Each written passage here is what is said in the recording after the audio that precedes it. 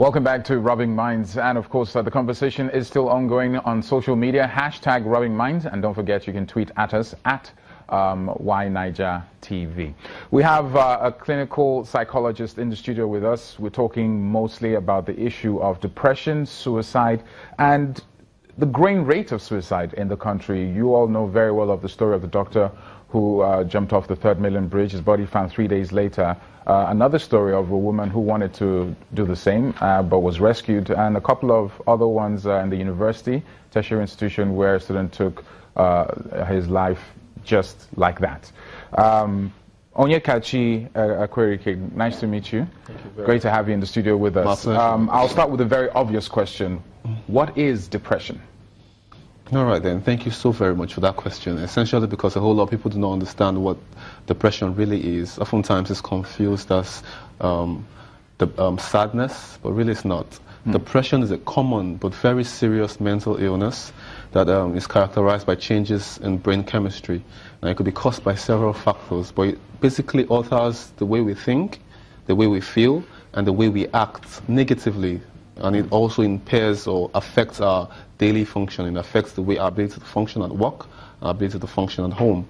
So it is, like I said, a very serious mental condition that negatively affects the way we think, the way we feel, and the way we act. What role does the state of the mind, this is bordering on willpower, desire to look at the world in a very positive way, and so on. How much effect does that kind of perception have on depression? Can you wish it away, if I can use that word? Certainly not, which is another myth we need to correct. A lot of people see depression as something you should just think positively, you know, you could snap out of it. It's not something you can snap out of.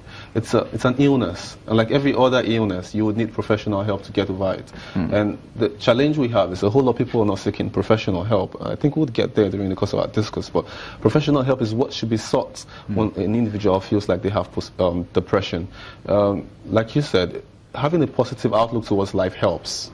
However, when depression sets in, you cannot just have a positive outlook towards life. It makes it increasingly difficult for you to have a positive outlook towards life when you're depressed. You mentioned depression is like an illness, and every illness has a symptom. So what are the symptoms of depression? Can one cite it, or is it something that you really need to pay attention to the individual? What are the basic symptoms of depression? All right, great. So I'll go through 7 basic symptoms. It takes 5 of these symptoms consistently to diagnose depression, so it's important that people pay attention. So one is persistent feelings of sadness. So it's not just the temporary feelings of sadness that we experience from time to time. We're talking persistent, 2 weeks consistently, feelings of sadness. Now, there's hopelessness, feelings of hopelessness. An individual is tired of life, unquote. He does not want to continue, doesn't see any reason to continue with life. He's hopeless. Now, emptiness, guilt, loss of appetite, loss of sex drive.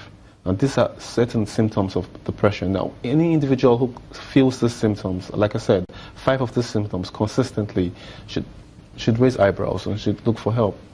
We've been tagged one of the happiest nations, according to a recent report, and the index is basically the perception is that we're very happy people. Nigerians have been known to smile in the face of abject poverty and depression and all the other negative issues around us. So when you hear stories of a doctor whom you feel is well educated, has a good job, salary, blah, blah, blah, has a car, a driver, and all the indices that basically point to the fact that he's doing well, jumps off a bridge, you begin to start to wonder what could have triggered that.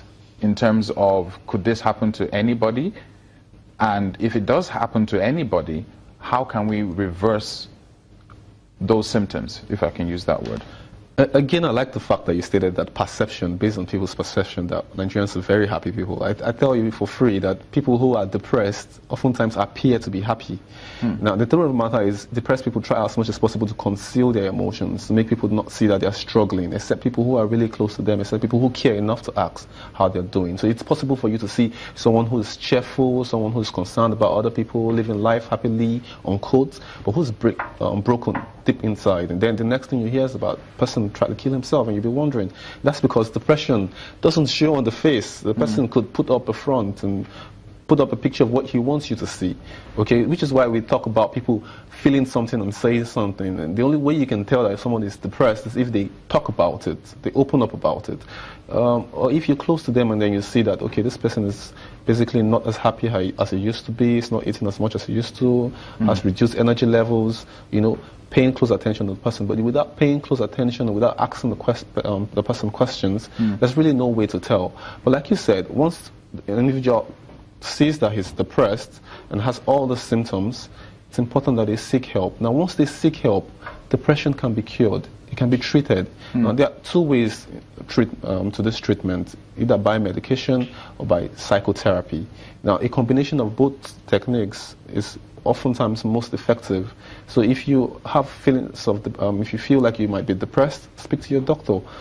He would ask a couple of questions and then prescribe antidepressants for you to use. I mean, it sounds very academic when you put it this way, but between depression and the point where a man or a woman decides to take his or her life, I'm guessing there seems to be like a 0 to 100 switch where someone is depressed and the next thing they think about is taking their lives. What is responsible for that jump, that leap from depression to taking one's life? No, that's the thing. There's no leap.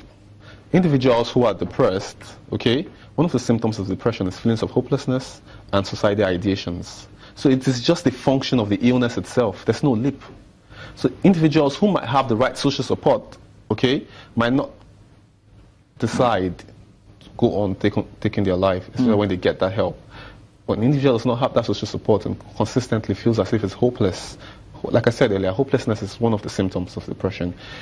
The individual tends to act on the hopelessness because the individual does not decide to take his life because he wants to, but because he feels as though that dying is better than this condition I am in now. And so he makes a decision that is best for him. In your professional opinion, the people you've met or the patients you've met, have there been instances where there's like a point of no return, that this, no matter how many drugs you put in, no matter how much support you get, this person just doesn't have the will to want to live again?